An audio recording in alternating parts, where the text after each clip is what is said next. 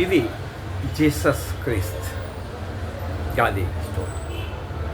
అతను కొండపైన 40 రోజుల పాటు ఉపవాసం చేసి ఆ దైవ ప్రార్థన చేశారు. యోహ అంటే ఆకారము లేని సర్వవ్యాపకమైనది. అతని మనస్సు సాతానంటే దృశ్యమాన ప్రపంచం, అంటే కంటికి కనిపించే ప్రపంచమంతా సాతాను, దాన్ని జయించారు. 40 రోజుల పాటు ఆకర్షణ కోల్పోయి తన లోపల ఉన్న ఆత్మే ప్రభువు అని తెలుసుకున్నాడు. కాబట్టి అతనికి సిలువ వేసినా కూడా, ఈ దేహంలో బాధిస్తున్నా కూడా, వారు ఏమి చేస్తున్నారో వారికి తెలియకున్నది, వారిని క్షమించు తండ్రి, నా కోసం ఏడవకండి, మీకోసం మీ బిడ్డల కోసం ఏడవండి అన్నాడు. ఆచరించండి.